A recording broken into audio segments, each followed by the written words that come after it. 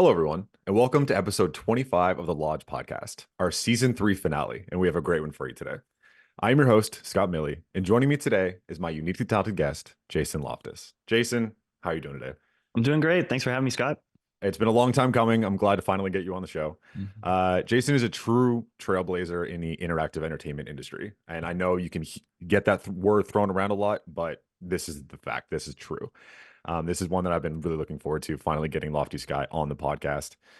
Jason himself is a Peabody Award winner, the CEO and executive producer at Lofty Sky Entertainment. He's a director, he's a visionary, and an all-around, just genuine human being. Today we're going to be talking about, Lofty Sky's upcoming game, Sky of Tides. We're going to be talking about running a successful entertainment company, and so much more. So, without further ado, let's get into the conversation.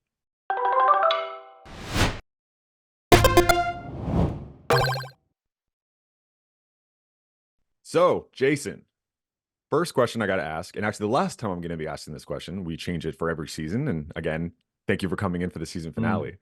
What was your 2024 gaming resolution? Are you trying to play more games? Is there like a particular franchise that you've missed that you wanted to go back to? Are you trying to take a break from games and focus on all the other million things you have going on? What is gaming looking like for Jason in 2024? Yeah, it's been interesting. I mean, in terms of carving out time to play on my own, it's been tough. So it's been more strategic. Like when we get to different stages and deadlines with the things that we're making, I immerse myself in other games that are sort of relevant or I feel I might get some inspiration from. But it's been very sort of production driven just because of what we're trying to do with so many different projects. I end up honestly playing our own titles more than anything else over the last 6 months for sure by a long shot. So it's just a sort of a convergence of deadlines with Sky of Tides, with the related TV series that we're producing at the same time, the film still being out there, and just your sort of interest scattered all over the place, and it always seems to pour when it rains, right? So it's all at once, but it's been a good thing. It's been a good process. Is there anything in 2023 that you're like, oh, okay, I started it, I loved it, and I need to find my way back to it at some point in 2024 if things ever calm down? I don't know. I mean, my interests are kind of eclectic. It's kind of all over. Little bit. I don't think there's like. I'm not a fanboy of one particular franchise. I would say I'm, sort of varied and scattered interests. But really, what connects me, regardless of medium, is always the narrative. If I get into a good story, that's something. But there isn't one that I'm kind of sort of shouting from the rafters about. Like, hey, you gotta play this one. So. That's fair enough. And that's something that I think, yeah, you and me could have a whole other episode talking about just narrative games as a whole, because that's the same thing for me. Narrative is what pulls me in. It's what gets me addicted to a game, and really gets you encompassed into a world. And I find that so interesting about what Lofty Sky does, and something we're going to get into in a few minutes, is you'll have a story, you'll have a world, you'll have characters you really care about. And it's how can we tell their stories in all of these different ways? So the first thing I wanted to get into is talking about, like you mentioned, Sky of Tides, the new game coming up. So there's a great new trailer that released a few weeks ago for Future Games Showcase in the spring, announcing that the game is going to be coming to Xbox platforms, which for someone like me is huge. I'm not a big PC gamer. I've been saying that the whole time I've had the podcast. I know some people don't like that, but I've just been a console person my entire life. And something like Sky of Tides is something that I want to sit on my couch and I want to really be able to, appreciate this world and this narrative. So let's start broad with this conversation. So can you give us a brief description on what Sky of Tides is? Sure. I mean, Sky of Tides it's an adventure game. It incorporates elements of semi-open world exploration, but really essentially it has this narrative system where you're making dialogue choices, and there's a light RPG layer to the mechanics. And so what that means is that, as you make decisions and choices, you're actually affecting character stats in 5 different character traits. But along the way, instead of just sort of zeroing in on one trait and really customizing the experience, it's really built around creating balance, which is a different look that you don't normally see in an RPG system. And I think this is really driven by the narrative of the world. It's a planet. It's kind of futuristic sci-fi situation. It's a planet that was once whole. It had 9 different continents, and there was some type of catastrophe, and it exploded. And these continents are now separate planetoids that are sort of hovering in space, and the oceans that used to fill the world have now hovered up, and they surround the whole thing in this sort of That's literally my water first sphere. note here, is to Yeah. ask about that. There's that striking visual of looking up and seeing these other islands and the ocean itself kind of being like what's keeping everything together, which is just mind blowing to me.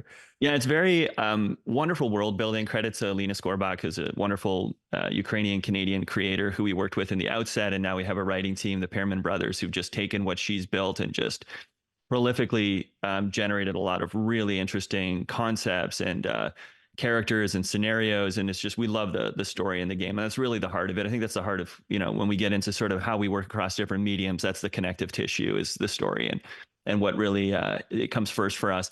But so it's built around this, and I think that also gets into, when you're looking at one medium versus another, or when you're looking at a game, it's the mechanics should come organically from the scenario and from the story. And so if you begin with story first in this scenario, the world is divided, and it's very fractured. And so it's kind of like there's a catastrophe, but it's frozen in stasis. And so your objective is trying to find your missing father who's gone off. So you play as Rin. She's the daughter of, in the midst of this sort of, I'll give you a little bit more context about the Yeah, world. yeah, no, this is great. In the midst of this world's kind of being frozen in stasis, there's two sort of vying factions that want to solve, the situation, and they're vying for power and control in different ways. One of them is called the Sovereign, and these are the nations that sort of the groups or the tribes that will connect with their lost traditions and think that the answer is in these sort of forbidden lost tomes that will give them answers to connect with ancient values and kind of heal the world. And the other faction is more scientific, and they're based on they have a monopoly on this technology that is fueled by chloron, which is a mineral we don't fully understand initially where it comes from, but they have a monopoly on it, and it's used in their farming, it's used to power their technology. And because of this, they're accumulating great wealth and power, and they're sort of syndicating their control over more and more of the world. And so these two vying factions are competing for power, and you begin as Rin. She's the daughter of a research scientist who works on the syndicate side, and she's the granddaughter of a powerful minister in this government. But her father has gone missing, and she repairs her sort of companion droid at the beginning of this. Her grandfather had said something was wrong with it. It went rogue. You repair it, it comes to life, and it starts giving you these messages in a bottle saying, your dad might still be alive. You think at first that he's gone off to this, he's disappeared, so he must have died, but he's giving you these sort of messages. And so there's an event that takes place that sort of spurs you on to go try and find dad and take this leap out, and you're protecting a girl who's fleeing from the syndicate. And so your allegiances start to become more murky because you're trying to understand your place in the world. So it lends itself very well to exploration in terms of a mechanic, because you're trying to find your father, you're trying to understand what's going on in this world, you're trying to understand if you have a special role to play in this whole conflict and this whole sort of situation. And I think that the exploration feeds into that really well. The other aspect is, because it is a broken, fractured, and divided world, the idea from the RPG system of actually favoring balance, and you have your components of intelligence and courage and compassion and luck. And so instead of just zeroing in, and humor is the other one, and instead of just sort of zeroing in on one of them and customizing the experience, what about sort of looking for some element of balance and having the reward and system being built around your ability to achieve that? And so that comes into play when you're finding objects through exploration. It comes into play with the dialogue choices that you're making. These all end up having sort of consequences that affect these stats in different ways. So I guess the overall idea is, like, we would look at any sort of narrative or scenario and say, what mechanics are organic to that? What medium is organic to that? And because we work across, different disciplines and different mediums, we're not, it's like when you're a hammer, everything looks like a nail. If you only make one thing, it's like, oh, it has to be this, it has to be this. But, sometimes we'll look at something and say, hey, this is a story that works really well as a film. This really works well as a narrative game, maybe in this type of genre, or this would be a great VR experience because it's really about the immersion and the empathy and putting yourself into someone else's shoes. And so I think working across different mediums allows us to do that. And we always try to keep the experience organic to the material that's sort of at the heart of what we're making. One of the things I did want to bring up when you're talking about it being, light RPG, I think it's definitely, it's not intimidating, but I think light is an interesting word because there's so many amazing choices that you can make. And a lot of games you see kind of go into the vein of, okay, this particular stat is what's going to up your dialogue. This is what's going to focus on narrative. You can just pump it all into charisma or pump it all into that. But it seems with this that every stat is going to affect your narrative playthrough and the different narrative choices you can make. So it kind of allows for even more replayability, it seems. Again, I've only been able to get hands-on with the demo. Yep. But it does that kind of grow a little bit? Like, do you find that, you're halfway through the game and you've really focused on, courage and humor compared to someone who's focused on something else? Does that feel like two different playthroughs, or are you feeling more of like you're able to kind of shape the world in the way that you want to, using, those particular skills? So there are you want to always balance these things. Like when it comes to narrative, one of the challenges is that if you keep it entirely open-ended, then Mm, especially as an indie studio, there's a challenge of scale, right? Because you end up always. creating so many branches that nobody ever sees, and resources are always difficult. But there's an issue of quality as well. Is that typically, there's always an author's intent. You have something that excites you, you want to share with people. So there's something of like, laying out that story and putting sort of quality first and saying, hey, this one narrative is going to work really, really well. But then that works nice in a film, but then the player in a game always wants to have that additional sort of agency, right? So how do you Mhm. create this balance? And it's something that, yes, you want to tailor the experience as you're going, but then you also want to have some element of the core story that is progressing regardless, so that you're not going down a branch and saying, well, that really sucked, right? So you want the overall thing to still work. So there's a core story, a core objective, and I won't say too much, but there's a core objective that the character will get to ultimately, as long as there's some fail state scenarios and you can replay some things. But ultimately, if you play through the game and you get to that finish line, there's one core element of the story that is resolved. But then there are 32 endings, and that's really a variation based on your ability to create balance in these 5 different character stats. And so you might say, you know what, I don't really care about compassion. That's not my thing. You can totally ignore that thing and not try to pursue that element of it.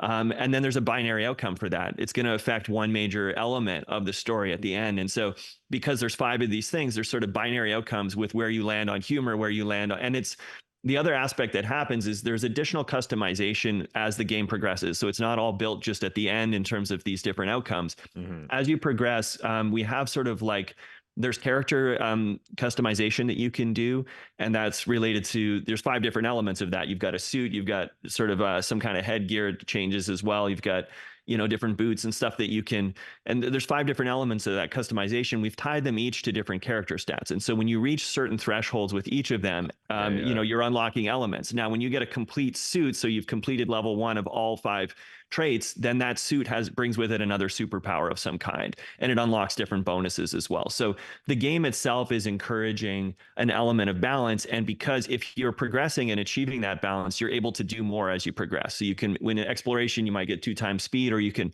discover objects before you see them. There's different sort of superpowers that will unlock as if you're proceeding and obtaining balance as you go.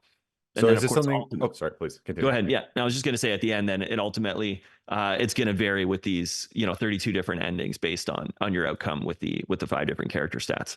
Was that something that was built in from the beginning of kind of having, okay, we really want to encourage balance and we want people, you level one in everything, then you get this extra bonus? Or did you feel that you were like people would really focus in on one stat or something that they really enjoyed, and it was like you want to find a way to kind of balance it, and then therefore you're giving the players that extra benefit of, hey, if you do all of them, you get this, super great extra thing.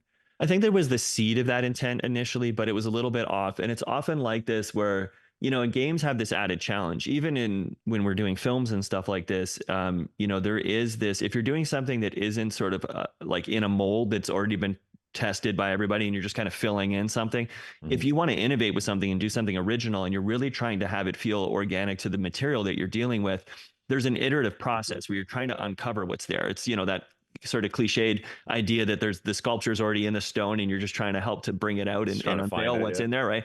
So I feel that process requires iteration. You've got to try something and say, oh, this element of it works, but this element doesn't. And game design is very iterative in that way. I feel like you come up with some kind of inspiration, you play it, there's like parts of it that are working and then parts of it that aren't, and you keep asking your questions. Well, what's the core theme of this whole experience? What's the theme of this game, right? And when you get into like those core ideas, and then you just, once you really crystallize on those things, you keep asking yourself, well, how can you make those things really come to the fore even more, so it feels even more present and it feels organic and more connected, right? And so that's an iterative process that happens as you keep building it and you keep testing it with your team, with external people.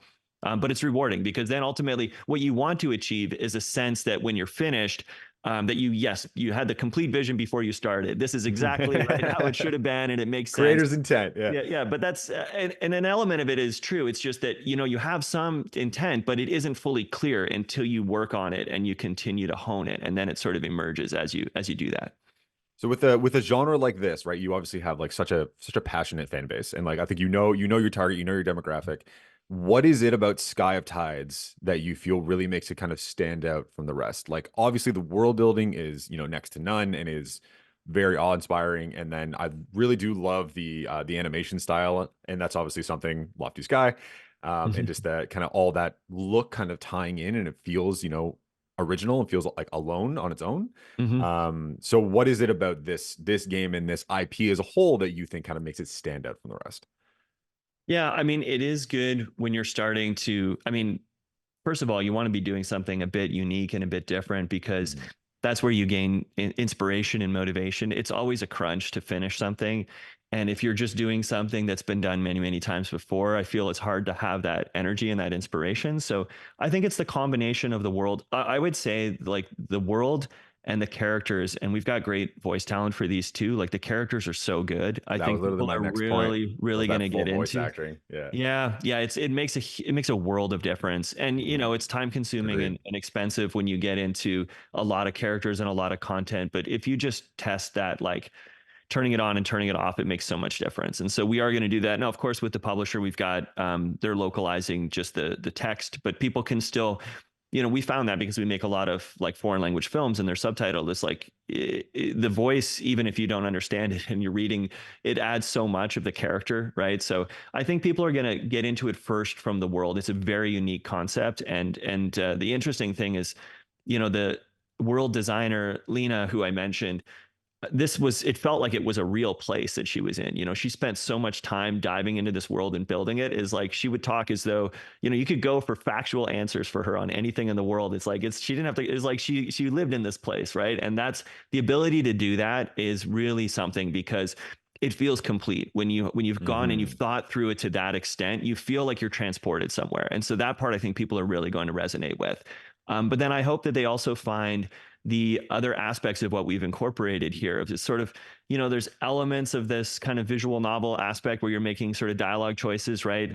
Combined with the open world, the exploration set, aspect, but that RPG system kind of adding something different and in more agency and interactivity. And then we've sort of sprinkled in some other elements along the way that I think people are going to like. I hope they find it sort of refreshing. So we know the core market there is really the people who are going to dive into that story. They're coming first for that, but they Hmm. want something a little bit more, and I feel, so a bit of innovation in the adventure space. So it's something a little bit different. I'm thinking that people will connect with it for that reason.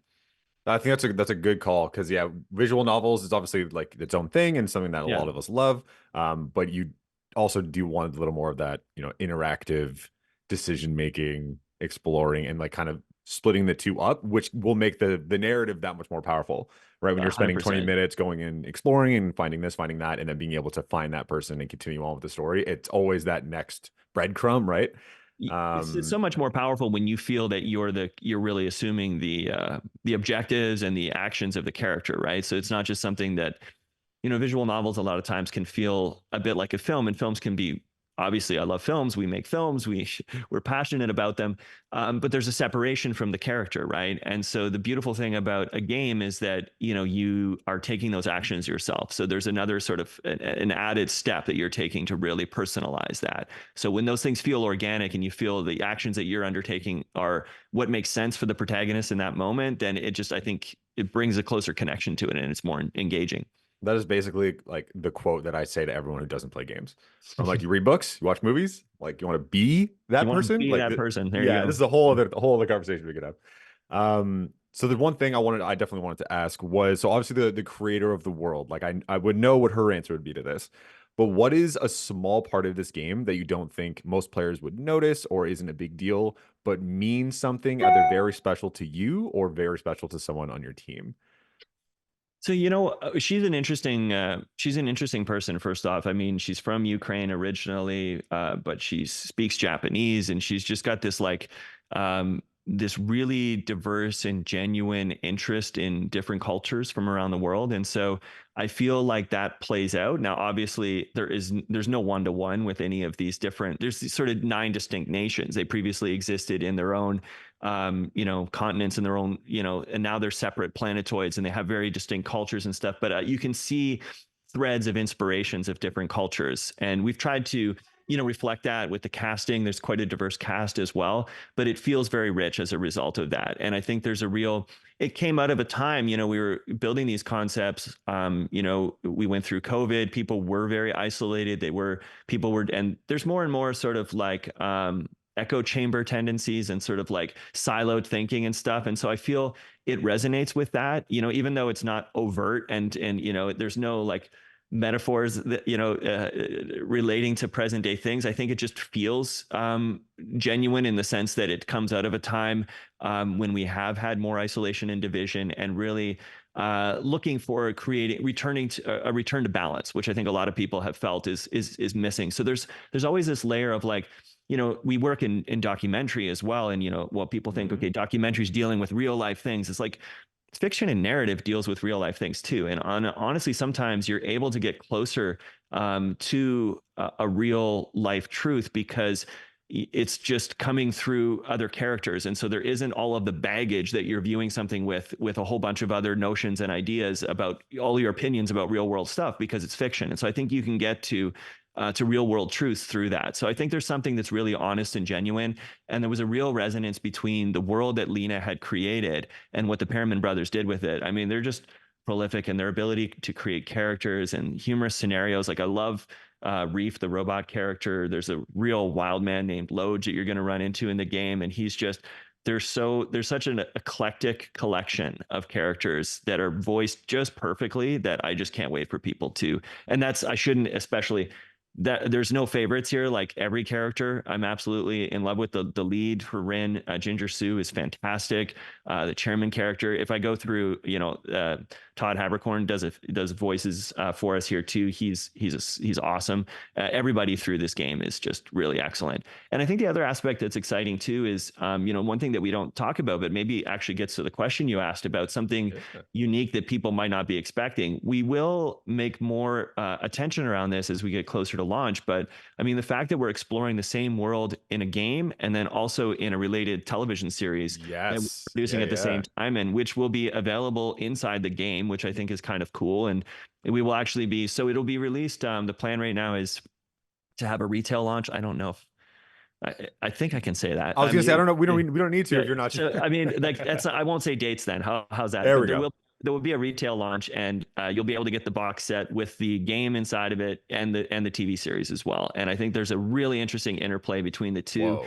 They stand on their own, but you can explore the world from the perspective of a different character who's on another side of the conflict, facing some of the same things, but from a completely different angle. Same timeline though, like they're happening during. They're overlapping timelines, yes. So it's okay. Now you're talking my language. Let's go. It'll be and we love what the animation team has done with we have a great animation group, and they've done some really interesting things in that world too. So yeah, we're looking forward to being able to share that. And I think people will find that a bit different. Not a lot of indie games who are creating sort of short form animated series to go with their games at the same time. So that should be something that's sort of an added bonus for the players as well. That was actually my last question I wanted to ask about this game is, what does that animated series kind of look like? Like, I know we got that amazing teaser at the end of the trailer, but can you give us a little bit more of maybe what we'll be getting from that? Of course, with the same timelines and experiencing the different side of it. But what was it going into making the game? Was this the decision you made when you had decided to do production on the game itself, or was it something that as you were writing the narrative of the game and kind of building that world out, that it was like, hey, there's an opportunity here to kind of tie these things in? Yeah, I don't know if it was immediate right at the beginning, but it was not very long after. It's one of those things where, because you work in multiple mediums already, this is, like I said, it's, you're not limited to saying, oh, this will be great for the next game. you start to look at things and say, ooh, well, what if we explored this in, in like a TV series format, right? This would be really interesting. And what if we, because you look at things and you're not limited by one discipline that you work in. And so it was pretty early on. And, we're fortunate. We've got some great partners. The Shaw Rocket Fund and CMF and Ontario Creates are all part of the Atlas series. They've been supporting that. And the publisher for the video game, European publisher called ES Digital, they're really into the series as well. And that's why they want to do this kind of, publishing both properties together, both digitally and in the box sets, which I think so will be really cool. So, it's kind of, you get into something and you're like, you know what, this would work really well in a TV series. And I guess, we have the benefit of saying, well, okay, that's great. Well, let's try that too. Right. And the other aspect here is that, I talked a little bit about Rin. She's the daughter of a research scientist. He's kind of discovered that something is not right with what the syndicate is doing. And that's why he's gone missing. And you want to find, is dad really alive? You get these sort of messages in a bottle from your companion, this floating droid named Reef. But on the other side of it is the family that runs the syndicate, or sort of the center of power, is there's sort of there's a group of twins who are sort of heirs to the throne there. And we look at the whole story from the perspective of the daughter there, Atla, the girl who's sort of heir to the throne there. And it's a completely different perspective because she's growing up in this power structure. She believes in it. She's not immediately on the run from it and fighting it. And so you get a very different angle, and you get to meet a different group of characters as well. But the timelines overlap because it's all leading into this sort of rising tensions between the two sides. It looks like it's kind of a Cold War that's getting hotter. And so we're seeing one perspective, from Rin in the game, and another from Atla in the TV series. And again, great voice talent from the lead all the way down. Some really wonderful acting there as well that we're really excited about. Are there any characters that cross over between the two? Or there like are. That? Yeah, there are. So there's crossover characters, and then there's a unique group on both sides as well. For all the listeners out there and people that are looking to get into this, when that does come out and they're able to get their hands on both, what would your suggested viewing/playing order be? Should be playing the game and then you get the most out of the show, or is there back and forth, or what are you thinking? We've set them up to stand on their own as well as work together. Of course, yeah. I would play the game first. I would play the game first. I just like how it introduces the world. And I mean, that's just, maybe it's because of how the order in which we've thought and created things, but I would love to actually see what people think when they start on the other side and come this way. But, there's no right or wrong on that, but I would play the game and then go to the TV series. I think the TV series, without saying too much, sets up something for another iteration, and we're talking about jumping from that potentially into the next season of the game as well. So there's things we just see an opportunity you want to make sure that things work on their own, because people, of course, not everybody works, is transmedia sort of oriented and is going to do both all the time, right? You want them to work on their own, but it would be really interesting if one sort of fed off the other as well. And so when you do consume both, you kind of have that added layer and dimension to things. Yeah, you don't feel like you're missing something, but if you do experience them all, you feel like you're, getting even more value out of it. Exactly. It's you're learning things that might otherwise go unnoticed. I feel like that's a very tricky line, is where it's like you want to give new information, to the players, but you also don't want to make people feel isolated if they've only done one or the other. And I feel like going back and forth for that must be it's one of those things where you have so many ideas, and this is true for all the writers and creators involved in the project. There's so much there, you can't fit it all in. So there's all these little sidebar things where it's like, oh, let's just shove this aside, let's shove this aside, and what the core of the story is, what you need to understand to make it meaningful and to make it work. But then there's all these other little nuggets that are just sort of add depth to everything, to context to everything. And so then people actually enjoy that. And it's true in games too. It's like where you get something, you encounter something that somebody else didn't get. It's like, oh, wow, that's cool. Right. And so that's where some of the choices that the character's making, you're going to encounter different things or learn different things or have different interactions that someone else might not. You have to make sure that it doesn't break if they miss that, It still has to work and make sense, but it's cool to come across stuff that someone else didn't, right? It makes it feel a little bit more, you want to give the player more agency and make the experience feel unique. Agreed. Like I'm definitely one of those people. Like I'm currently going through like all the Mass Effect stuff. Where it's like I'm going to the comics and then listening to the book and then playing the first game, and then so you're getting pieces, but you don't feel like you've missed anything if you've only played the games or you've only read the books. I've always kind of admired that just narrative storytelling of giving people a little bit extra, but not too much that people are out of the loop if they don't do it all. For sure. That's a Um, balance. Yeah. yeah. So I definitely wanted to get into Lofty Sky kind of as a whole. So first of all, overdue congratulations on Eternal Spring, which I can see behind you. You know, the award-winning documentary that you directed last year. So I could give a little bit of a synopsis, but I feel like you have lived in this and you really love it. Can you give us a bit of a synopsis on what this project was? Sure. It came out of a video game, actually. So we were making a kung fu video game called Shuyan Saga a number of years ago. It's a lovely title if people are into. It had a lot of hand-drawn art, and actually, this is how the film we ended up connecting with the artist for the film. We were looking for someone to do a bunch of hand-drawn panels, and there was an artist who had drawn for Justice League and Star Wars. He's originally from China, and he was living in New York. His name is Dashong. And we were really intrigued by him. He had also drawn for Jin Yong, who was #1 kung fu novelist in China. So we thought this would be perfect. He's got the cultural background, obviously the interest in martial arts material as well. So we brought him up and we were collaborating. And it was while we were working together, we learned, okay, he comes from the same hometown as my wife and producing partner, Masha Loftus, which is a city in northeast China called Changchun.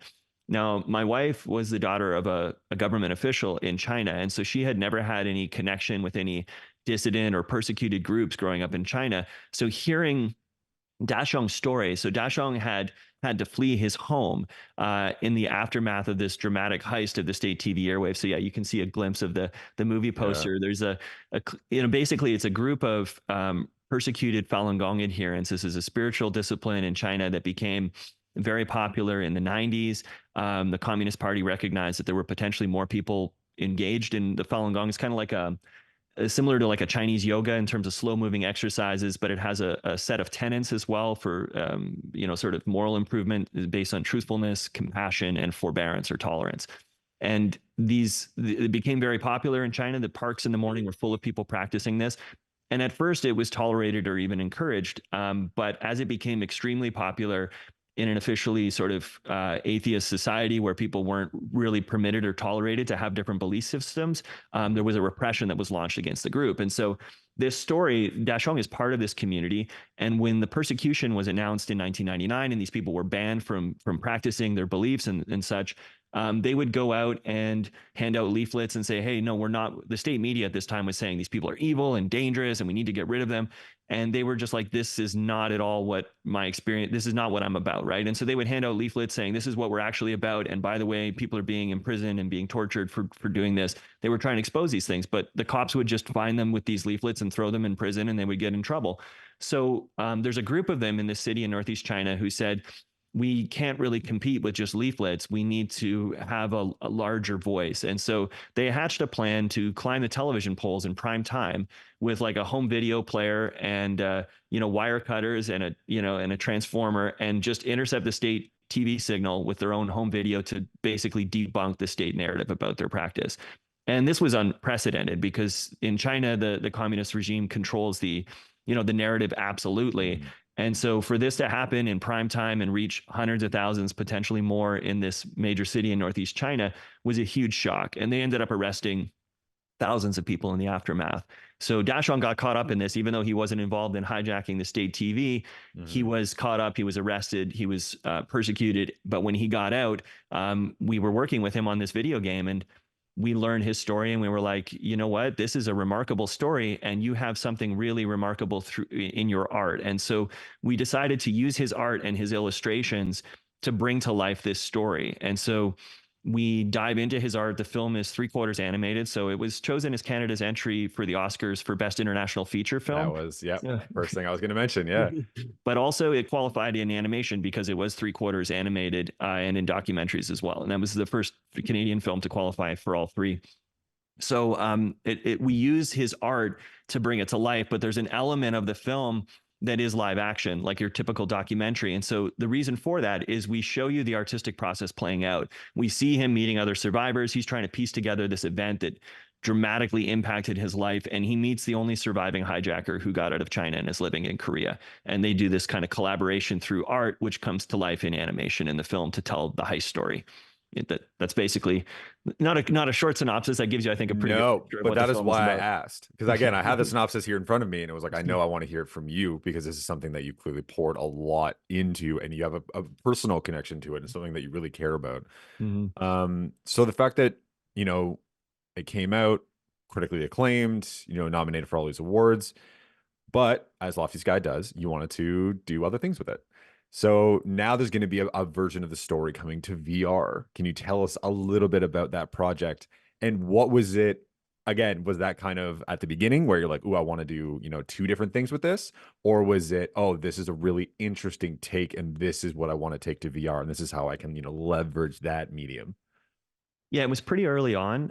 And fortunately it was, because then we had the foresight to bring the 360 camera when we were, we shot in Ah, Korea with yes, the yeah, one yeah. surviving gentleman. So there's an element of the VR experience. Most of it, again, is animated, and we used Dashong's art to bring it to life, but there's elements of it that are shot in live action.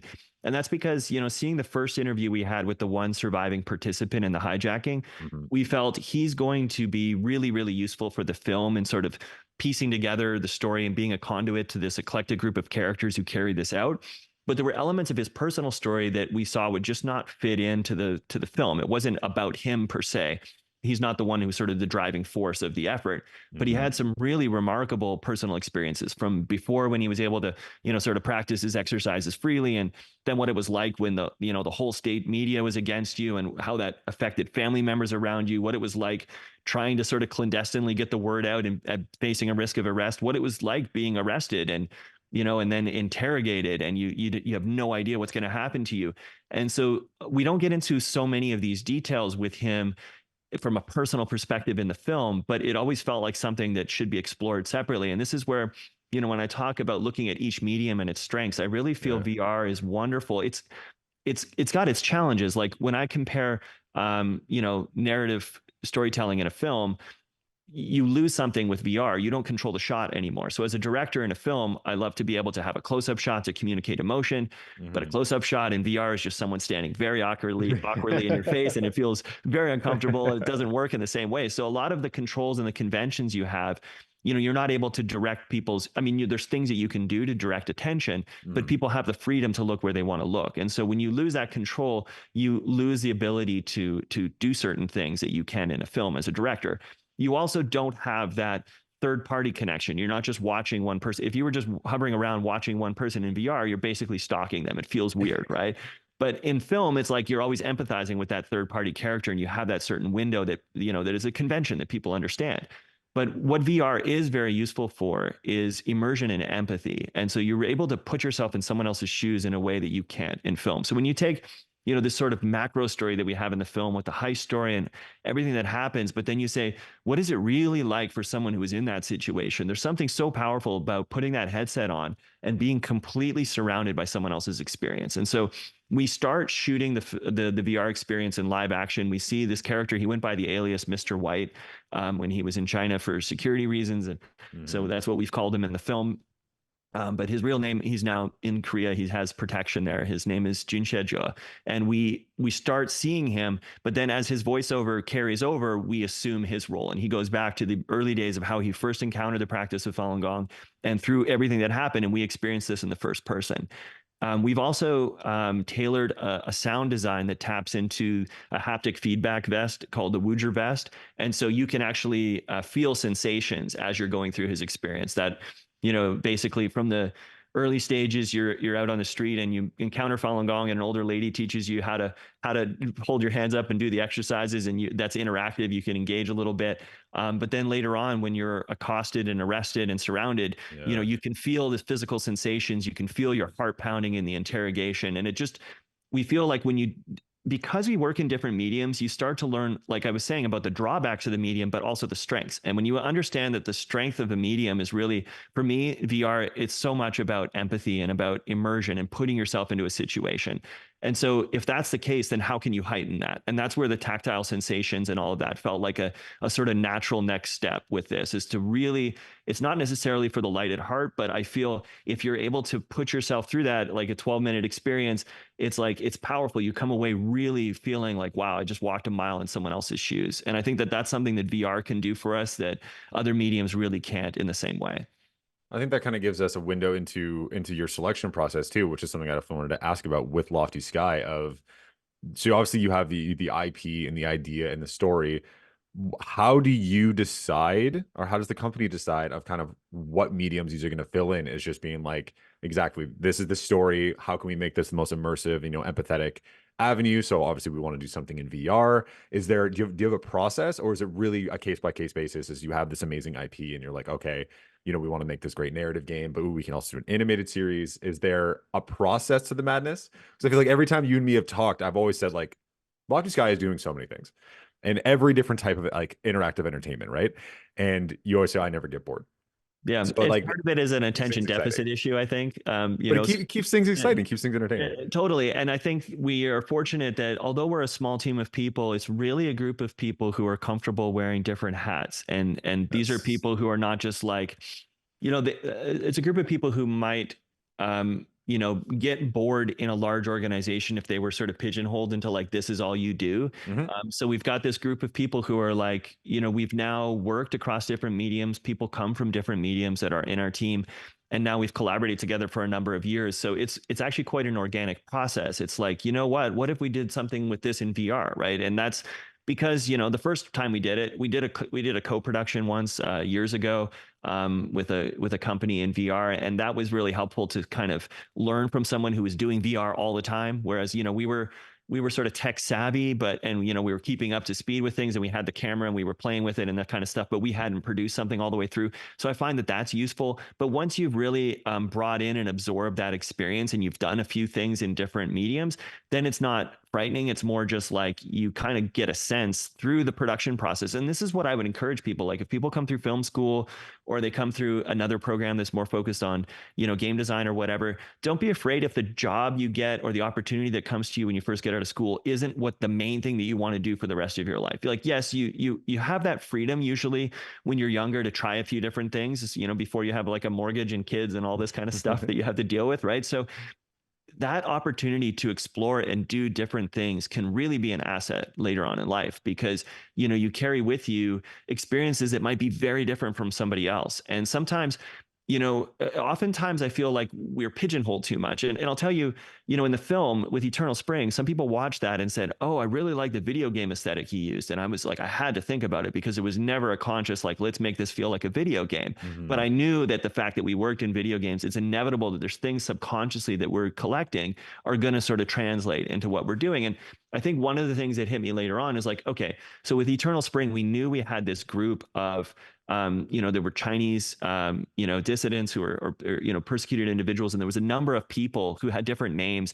And we just felt this is going to be hard for people to keep track of. So part of it was like really sort of winnowing the story down to something that was manageable, but also, how do we treat them so that people can remember who they are? And so we developed this sort of convention where we would use the illustrated sort of headshot that the artist Dashong had made, and we put their nickname below them, and we would use that when they were speaking, even in live action. So we were connecting the live action version of the person with the Got animated it. version. And it started to look a bit like, you'd Yeah, have I'm a picturing visual Persona. novel or in a game, right? Yeah, So yeah, yeah, absolutely. so then, and I think that was just subconscious, because when you work in different mediums, you don't silo all of the solutions or the tool set that you build. You don't say this is only for a game, this is only for VR, this is only for films. It's just all a tool set that you have. So taking those experiences and working across different mediums gives you a strength. It gives you an opportunity to bring solutions that might seem unique, just because they're not conventions in that space, but they could actually be additive or very beneficial. And I think that kind of translates, and early on I had some good advice in the gaming space too, because we always felt like semi-imposters, because we're like, we partly do this and we partly do that. And someone told us very early on, is like, you guys have real strengths with your art, with your storytelling. Like, don't try to just be what other people are doing. Try to bring the strengths of what you have. And I think that's important for people to recognize too, is that everyone comes with different training, background, different Absolutely. strengths. If you Yeah, just yeah. say, okay, what am I really good at? And don't try to be somebody else, just try to bring what your strengths are to whatever medium it is that you're working in. Which is telling valuable stories, right? And like clearly like that passion always shines through. And something that like yeah, you may have talked about this before when it comes to like just attention deficit and wanting to focus on so many things. Is it something that when you're working primarily on a video game, obviously there's always a lot going on with Lofty Sky, but do you appreciate a little bit more? Do you get that itch to direct where you're like, oh, I haven't directed a film in a year, and it's not because that's the role that you're in and you're doing that, for the next 30 years, but you take 6 months away because you're working on another project, and then you get that excitement to kind of jump in on a new project. Is that something that you've I really learned think to the appreciate being able to variety, do? Yeah. for sure, the variety of projects and mediums really helps to keep the energy level high because, Yeah. we're all human. And if you're doing something the same all the time, even, when you're approaching a film, like for me, we spent close to 6 years on Eternal Spring. Now we were doing some other projects at the same time, right? We were working on different things, but that was a huge undertaking for a lot of the individuals involved in it. And you need to be, for me, you need to be doing something unique and original and to have some type of creative inspiration, aside from the Mhm. fact that it was also really important from a human rights and humanitarian standpoint to shine a light on a story that was being overlooked. So that was also a motivating factor. But from a creative perspective, to do something that we hadn't seen other people do, I mean, just a little bit on that aspect in the film, Yeah. like typically when you make a documentary, you just go out and shoot 100 hours of footage and then you sit in the editing suite and start carving it up and let the story emerge. The animation production process is completely opposite. You typically lock your script, you have a storyboard for every shot, you build an animatic or a Leica reel, which is like a movie of storyboards of what you're going to say. And you do all of that before you begin any animation because animation is very time consuming and expensive. So the fact that we wanted to blend both formats and basically show the artistic process playing out, we see the artist making the art that is the film, there's a kind of meta layer to it. That meant we were animating things before we finished the story, before we knew it was where I was going to finish. And that was a huge leap of kind of faith, but that was something very original and unique. And so that was very motivating and exciting. And so I find that too, it's like you do something like that. And now we're taking some of the ideas that we had in Eternal Spring, and we've done so much with that, with sort of working in the impact documentary space, is that we want to bring that back into.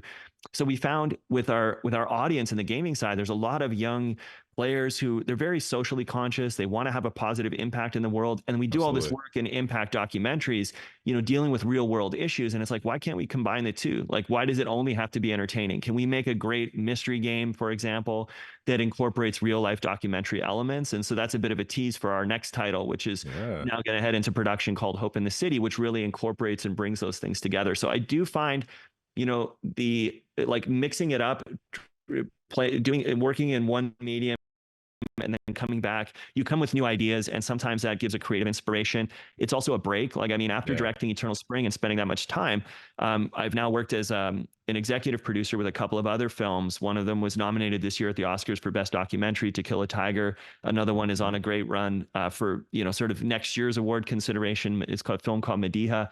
And I find it's very empowering to be able to work with other creators and not have to carry the whole load of directing the whole thing, but Yeah, to exactly. feed Yeah. off other people's creativity. So I find that mix also really, invigorates and gives more energy when it's time to tackle another big project, like directing a feature film, for example, or, leading up another video game. Yeah, no, that's exactly what I was referring to. Is that, yeah, I feel like now that this is out and you've directed that for, it's 6 years, working on all these other projects, and then when that itch comes back and you're ready to dive back in, you won't be just the next one, the next one. It's like you've had that time to breathe, pull different creative inspirations, Mm. work on different projects, and then kind of jump into the next thing. So as this being an Ontario-based podcast and channel and show, I always have to ask this particular Ontario-based question. So it's a two-part question. What is something that you believe that we can improve on as a community? It doesn't need to be just video games. It can be interactive entertainment.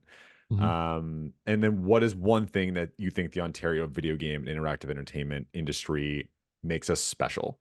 So what's one thing you think we can improve on as a group? And what's one thing that you think is like, hey, this is why you should come work in Ontario. This is why you should be, making your creative projects and working with all the amazing talent. Yeah, good questions.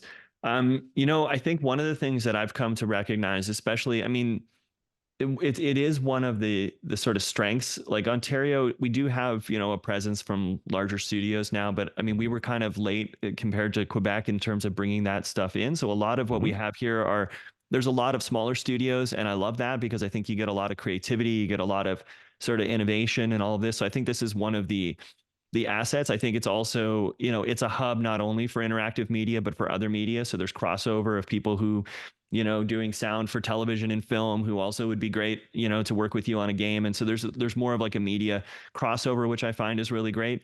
In terms of because there's a large presence of smaller studios and sort of innovation, one of the things I think is important for people to recognize, and I think this cuts across video games, but also independent film, is that so much of the work is in bringing your product to the market, right? And finding your audience. It's in films, like in documentaries, people talk about a 50-50 rule, where it's like you spend, like in our case, 6 years making a film, you're going to spend an enormous amount of energy if you really want that film to get out into the world. And you start to, in the past, I think also because of some of the funding system that we have in place. We have amazing support, by the way, in Ontario in particular. We're fortunate to have that, and credit to Interactive Ontario for doing a lot of the advocacy on that front to to speak to the importance of the industry and and how important the supports we receive are.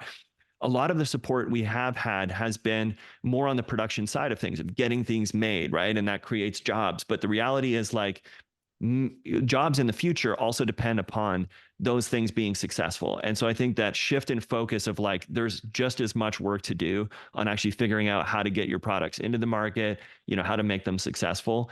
And I feel there is a shift happening. I feel there's more and more supports and more recognition on that side of things. And it's a shift that needs to happen. Sometimes, I find this in the film side of things. It's easier sometimes for filmmakers just to, like, oh, but I can get another project commissioned by a broadcaster here and I can line up the funding. And this is something I know. This is a system that I know, right? And so I'll just go on to making the next one. But I mean, for the last couple of years, aside from working on these games, it's like we did our Oscar run for Eternal Spring. I was part of the Oscar run for To Kill a Tiger. And you see how much energy went into bringing that to the market. But as a result of that, how many people were able to see that? I mean, like, To Kill a Tiger was a film that did not have international distribution and got nominated at the Oscars, which is insane. That never happens. And then it sold to Netflix after. So it's like they pushed that team pushed that rock up the hill, right? It was an enormous amount of work. And I think if you take that spirit, and I'm inspired by that, even though it's on the film side, I'm inspired by that in thinking about games. It's like there's so much work that goes into building your audience and really engaging with them. And I think people need to understand that aspect of it as well. It's the smaller companies, it's like, it's so much. And I see that there are companies that, like, don't even play in the funding system, and they're just like, they just find their audience, they do their niche, they know their audience. I think that's such an important aspect to have. And I think it's something that, because of the mix that we have of a lot of smaller studios, it's something really to embrace and to continue to think about. And credit to, people in your shoes and people in Interactive Ontario and stuff who've done a lot to sort of bring awareness of, the marketing aspects, the events, the industry events that help us to think that way. But I think that's a really important step for creators here. Well, thank you for the shout out. It was uncalled for and unnecessary, but a very, very appreciated. But yeah, I think a lot of people can take that to heart, right? And that's something that we do try to focus on. So again, appreciate that. So I think that will about do it for episode 25 of the Lodgge Podcast and for season 3. Jason, thank you so much. Do you have any final words before we sign off for the day? No, my pleasure, Scott. Really, really great talking with you.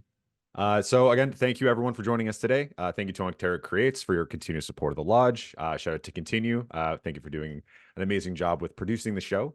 And finally, honestly, a big thank you to you, Jason. As people now know, you are one of the busiest people I have ever met. And again, thank you for taking this extended amount of time of your day to talk with us and offer some advice.